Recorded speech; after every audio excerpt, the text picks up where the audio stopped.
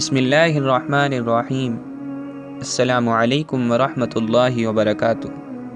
ترمذی کی ایک حدیث میں سہل بن سعد رضی اللہ عنہ سے روایت ہے کہ رسول اللہ صلی اللہ علیہ وسلم کی خدمت میں ایک شخص حاضر ہوا اور عرض کیا، یا رسول اللہ، مجھے ایسا کوئی عمل بتلائیے کہ جب میں اس کو کروں تو اللہ تعالیٰ بھی مجھ سے محبت کرے اور اللہ کے بندے بھی مجھ سے محبت کریں۔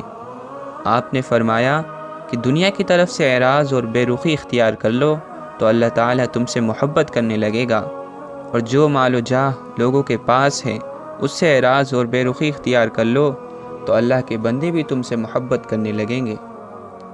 یہ حقیقت ہے کہ دنیا کی محبت اور چاہت ہی آدمی سے وہ سارے کام کراتی ہے جن کی وجہ سے وہ خدا کی محبت کے لائق نہیں رہتا۔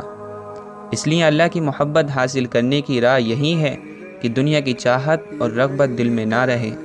جب دنیا کی محبت دل سے نکل جائے گی تو اللہ کی محبت کے لیے دل خالی ہو جائے گا، اور پھر اس کی اطاعت اور فرما برداری ایسی خالص ہونے لگے گی کہ وہ بندہ اللہ کو محبوب اور پیارا ہو جائے گا۔ اسی طرح جب کسی بندے کے متعلق عام طور سے لوگ یہ جان لیں کہ ہماری کسی چیز میں حصہ نہیں چاہتا، نہ یہ مال کا طالب ہے نہ کسی عہدے اور منصب کا، تو پھر لوگوں کا اس سے محبت کرنا گویا انسانی فطرت کا لازمہ ہے۔ زہد کے بارے میں یہ ملحوظ رکھنا چاہیے کہ جس شخص کے لیے دنیا کی لذتیں اور راحتیں حاصل کرنے کے مواقع ہی نہ ہو اور اس مجبوری کی وجہ سے وہ دنیا میں عیش نہ کرتا ہو تو وہ زاہد نہیں ہے۔ زاہد وہ ہے کہ جس کے لیے دنیا کے عیش و تنعم کے پورے مواقع میسر ہوں، مگر اس کے باوجود اس سے دل نہ لگائے اور متنعمین کسی زندگی نہ گزارے۔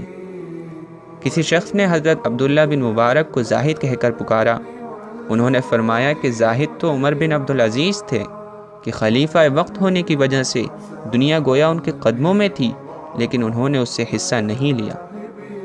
اللہ تعالیٰ سے دعا ہے کہ وہ ہم سب کو اس کے بندوں کے پاس جو کچھ ہے اس سے تو بے نیاز بنائے، اور جو کچھ اللہ کے پاس ہے اس کا حاجت مند اور طالب بنائے۔